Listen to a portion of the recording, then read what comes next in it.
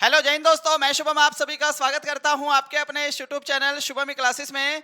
तो देखिएगा, आप सभी को इंतजार था कि नेवी एमआर के जो एग्जाम डेट है वो कब से कब तक आएगी, आपके एडमिट कार्ड कब से कब तक आएंगे। बहुत सारे लोगों को पता चल भी गया होगा, जिनको पता नहीं चला है यहाँ पर ना मैं बिल्कुल क्लियरली अपडेट लेकर आया हूँ कि आपका एग्जाम कब होगा, एडमिट कार्ड कब से आएंगे और आपको तैयारी जो है वो किस लेवल से करनी है साहब। दूसरी चीज देखिएगा, क्लास हमारे जो है ना पिछले 4-5 दिन से मैं रेगुलर नहीं हो पा रहा हूँ।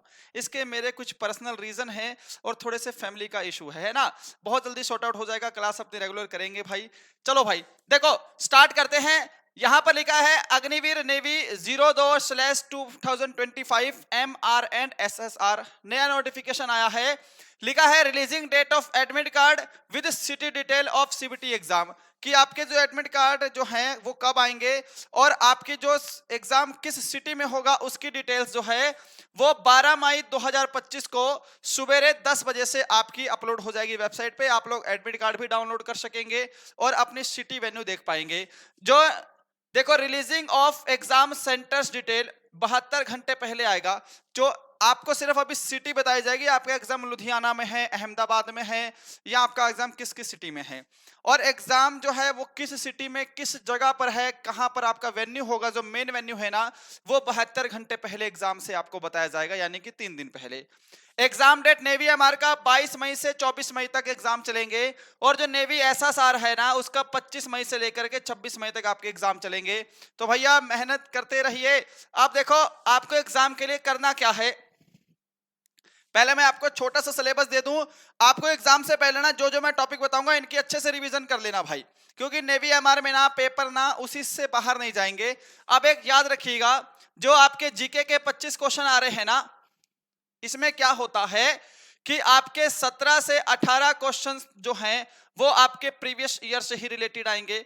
बाकी 7 से 8 प्रश्न जो है वो थोड़े से हार्ड रहते हैं भाई, वो फैक्ट है। और हार्ड प्रश्न हमें बच्चा नहीं बता पाता है कि एग्जाम में क्या पूछा गया है। इसके अलावा देखो जी, सिलेबस पे बढ़ेंगे, सामान्य ज्ञान और करंट अफेयर। करंट अफेयर के भी आपके एग्जाम में 3 से 4 क्वेश्चंस देखने को मिलेंगे साहब।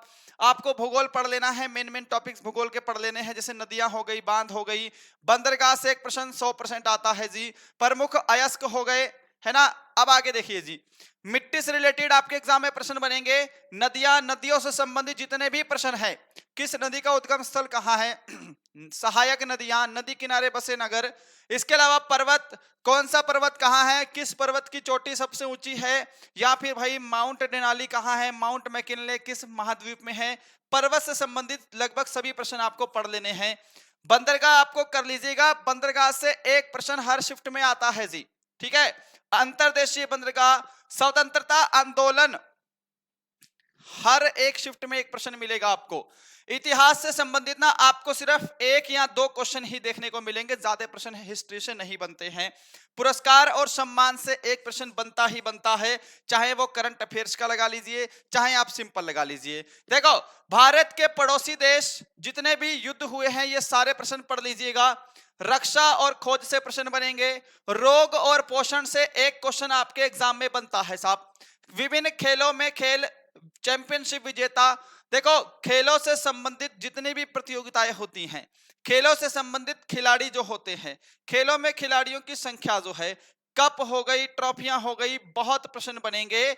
और आजकल ना खेलों से संबंधित जो शब्दावली होती है ना, यहां से आपके एग्जाम में बहुत ज्यादा प्रश्न बनते हैं साहब।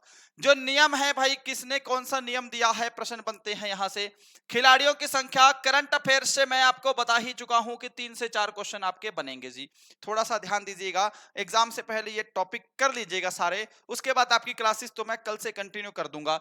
राजधानी और मुद्राओं से एक क्वेश्चन बनेगा, या तो एग्जाम में राजधानी पूछेगा या मुद्राएं पूछेगा। और कोशिश करिएगा ना करंट अफेयर में जो आजकल जितने भी देश चर्चा में रहे हैं उनके बारे में पता करना है आपको। भाषाओं से संबंधित प्रश्न बनते हैं। अब देखो साहब, एक क्वेश्चन आता है जी फुल फॉर्म से, इसका थोड़ा सा याद रखिएगा। लगभग फुल फॉर्म से एक प्रश्न आपके पूछे जाते हैं एग्जाम में। जैसे राष्ट्रीय में राष्ट्रीय पक्षी, राष्ट्रीय पशु, खेल, फूल, राष्ट्रीय गान, राष्ट्रीय गीत, ध्वज, स्मारक। देखो ये कब कब अपनाए गए हैं संविधान में, यहां से भी प्रश्न इंपॉर्टेंट बन सकते हैं, है ना। विरासत और कला, कला और संस्कृति, प्रमुख लोक नृत्य, हिस्ट्री से मैं आपको बता ही चुका हूं, 1 से 2 प्रश्न ही बनते हैं। देखो जीके का तो आपका ऑफिशियली सिलेबस यही है, ठीक है। इसके अलावा जो बहुत सारे कुछ टॉपिक बनते हैं आजकल 2011 की जनगणना चर्चा में है, पढ़ लीजिएगा, है ना। प्रमुख वाद्य यंत्र और उनके वादक पढ़ लीजिएगा। देखो साहब, आपको ना जो भारत के प्रमुख मंदिर हैं ये जरूर पढ़ना है। शास्त्रीय नृत्यों के कलाकार ये भी पढ़ लीजिएगा, अब ये आजकल एग्जाम में आने लगा है जी। बात समझ में आ रही है। इसके अलावा जितने भी मठ हैं आपके एग्जाम में ये प्रश्न बनने लगे हैं साहब।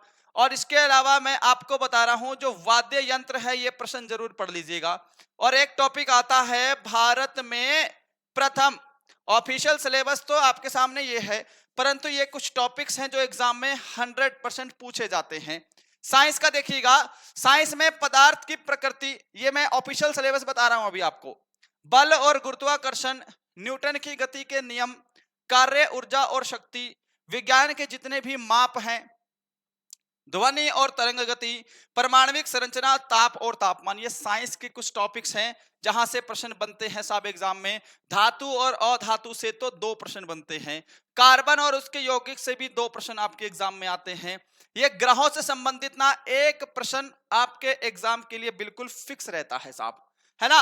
और इसके अलावा बिजली और इसके अनुप्रयोग से भी प्रश्न बनते हैं। ये ऑफिशियल सिलेबस है साहब, ठीक है ना। इन्हीं को मद्देनजर रखते हुए तैयारी करिएगा।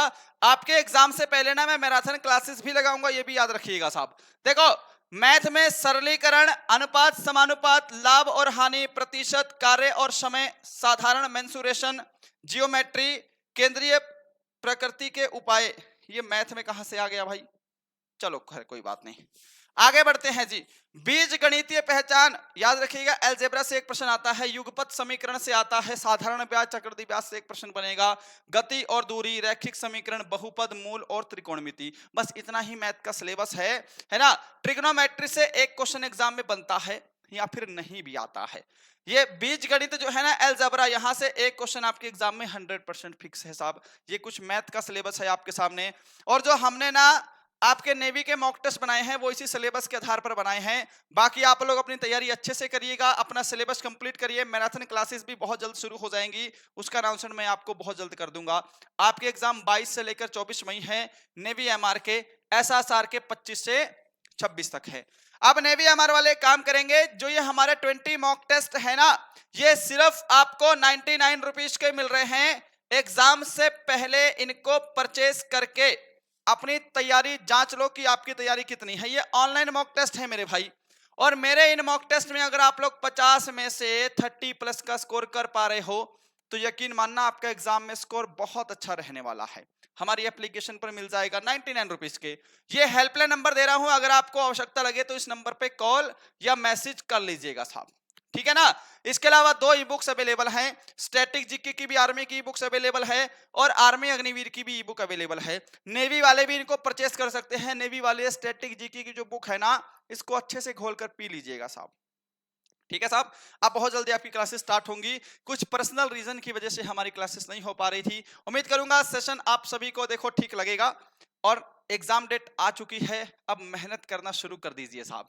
मुश्किल से आपके एग्जाम में 2 हफ्ते बचे हैं। चलिए साहब, सभी को जय हिंद, जय Bharat, thank you so much.